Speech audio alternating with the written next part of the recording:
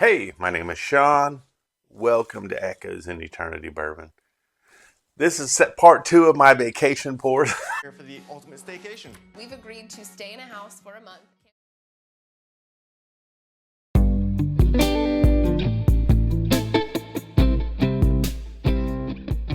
So, if you didn't see the video from before, which happened to be the Crittendens, this was their toasted pecan. It was finished in cherry wood and then had toasted pecan staves in it. This is the second part of this. I said I'm doing 3 different pours because I feel like I'm on vacation day. Even though I got to work tomorrow, got to be responsible. But I know this weekend I have a lot of things to do, and I had to be responsible when I'm doing. Because I'll be playing with chainsaws and trees and stuff like that, little things. But this one right here, this is the Penelope Tokaji cask. This is a rye, an 8-year rye. It was finished in Tokaji wine casks. This is coming in 106 proof. This was a gift from Jesus, the Bloody81. Jesus, thank you very, very much. I've been looking forward to this. If you can't tell behind me, I've got a lot of Penelope stuff back there. I like Penelope. And I am very excited to see what Penelope's going to do. MGP bought Penelope. And, you know, they didn't just go in to say, oh, one day we're going to buy us a company that has bourbon and whiskey without having thought years in ahead and roadmap this and said, we're going to put some barrels back because we're going to do some real special stuff when we have our own company. So I'm looking for Penelope to have their own line of kind of like on that BTAC level stuff. I'm expecting them to put out some stuff. I'm expecting them to put out some stuff that would rival some of the stuff that Jack Daniels is putting out, some of the stuff that Russell, like the Russell's 13 or the single Rickhouse stuff, maybe some of the Jack Daniels. I don't know if they're going to go Coy Hill level, which I'm still waiting on that bottle, by the way, Jack Daniels, just in case you needed to know. And some other, maybe some of the Wild Turkey stuff, some of their Voyager stuff or something like that. I am really expecting Penelope to come out and hit the ground running in the next year or two and bring out some super high level stuff, which is just going to put a ripple effect in the bourbon community. A lot of these different distilleries, have put their stamp on some things and really elevated their game lately. And I really kind of expect the same thing out of Penelope. Now, they put out very good juice right now. I'm expecting greatness from them. But this is one I didn't have. Jesus, thank you so much for getting this for me.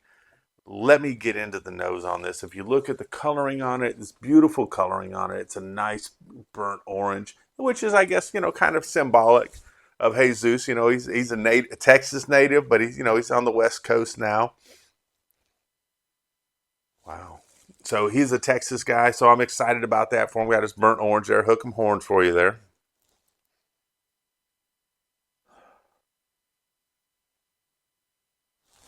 Now this is nice. This has kind of got it's different because you get a little bit of a rye, but it's kind of muted down with some of the different like wine kind of notes that you would get, some fruitiness you get, maybe a little bit of a grape going on there, a little bit of citrus going on there, but then you get a little bit of the earthiness from the rye on there. So you're getting a lot of things going on at once.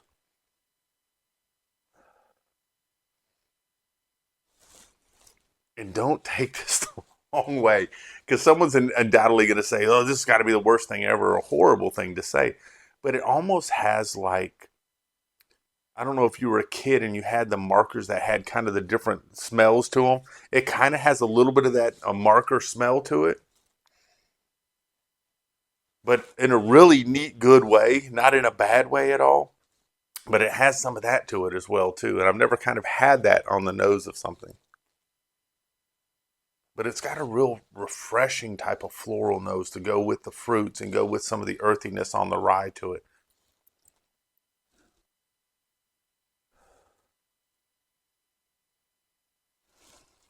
I get a little bit of like a honey going on there as well too. So I'm getting some earthiness. I'm getting a little bit of a honey. I'm getting some floral notes. I'm getting a little bit of a citrus note. I'm getting some different fruit notes in there, preferably like kind of a white grape thing going on there. And then I've got my infamous now, I'm sure it'll be internet famous, but kind of a Marqueries type of smell to it, which is not bad. I'm not saying it's a bad thing. Wow, got some very nice oils on this thing. I mean, long legs are just running down the sides on this. It's not taking a super long time to develop, but there's plenty of oils in there, so looking forward to that. Let's see what we got on the palate here.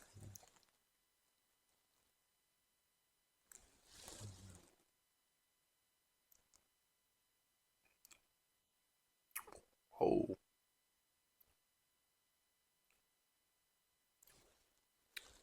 okay. I've got some flavors I really wasn't expecting on this. So the nose doesn't present as sweet as it tastes, which I really, really like.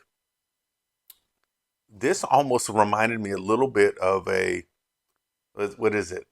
It's a Mounds. It almost reminded me of a Mounds. I got this like coconut note going on with a little bit of like a milk chocolate, which I was not expecting, with some super sweetness on the palate.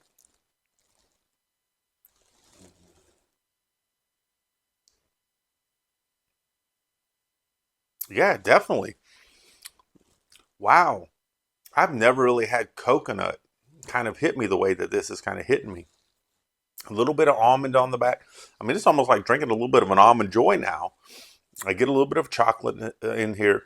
I'm getting a tiny bit of just a faintest hint of pepper on there, but I'm getting a lot of chocolate. I'm assuming that chocolate's coming from the rye.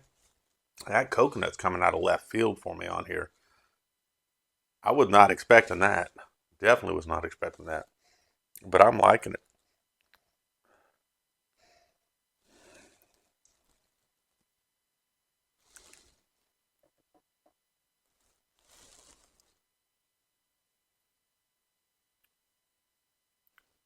It's only 106 proof, so it's not burning me up at all. I'm not getting a huge hug on this, just getting a nice warm, hey, I'm here, embrace type of thing. But I'm getting a lot longer finish than I would have expected on this. This one's going in at a medium long finish at 106 proof. Got a very good mouthfeel. The palate is a lot sweeter than the nose on this. So I'm blown away by how sweet the palate is. And people that know I like sweet bourbons and ryes and whiskeys. This one's definitely hitting that for me. I'm absolutely loving that. But that coconut note I just can't get over. And I've never had like a coconut note in anything before, unless it's like, I don't know, if you're having a mixed drink at the beach or something like that.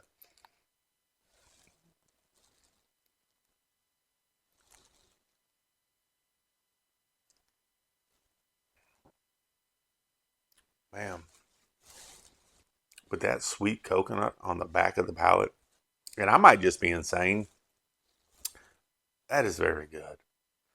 And I know I'm a coconut person too. My wife's not a big coconut person. I am a coconut person. If you eat a lot of Thai food too, and you got like the stuff that's got a lot of coconut or even some of the different milks in it or something like that, it's got a creaminess to it as well. This would be something I would almost use for like an after dinner dessert type of a pour. That's how much I'm really liking this. It's kind of very desserty to me. A creaminess, a coconut, a little bit of chocolate, a little bit of almond going on, tiny bit of pepper. It's got a very medium to long finish, but it's just a real smooth, mellow finish. It's nothing super spicy about this. Great mouthfeel on it.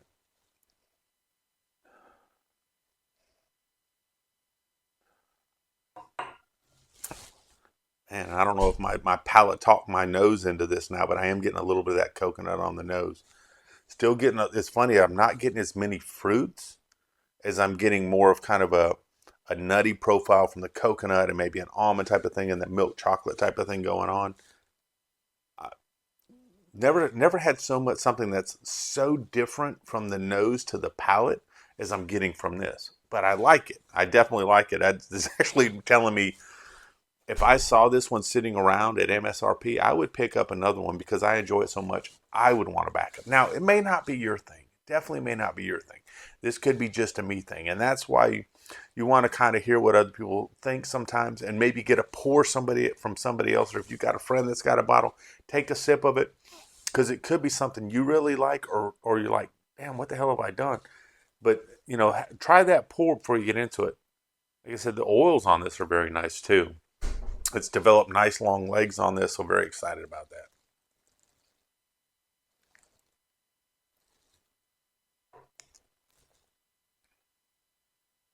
Man, I was not expecting that. I'm getting a little bit of the fruit now, but I get more of a robust coconut, chocolate, almond type of thing more than anything on there, with a bit of a pepper on the back. I think Penelope did a great job with this. Like I said, so much so for me, I would buy another one of these bottles just because I enjoy it so much. Like I said, it may not be for everybody, but it's definitely for me. Jesus, thank you very, very much. I'm not sure what day I'm going to put this video out because I have a lot of things coming up this weekend and potentially having some stuff drop, that Knob Creek pick. And if so, I'm going to do some video on that.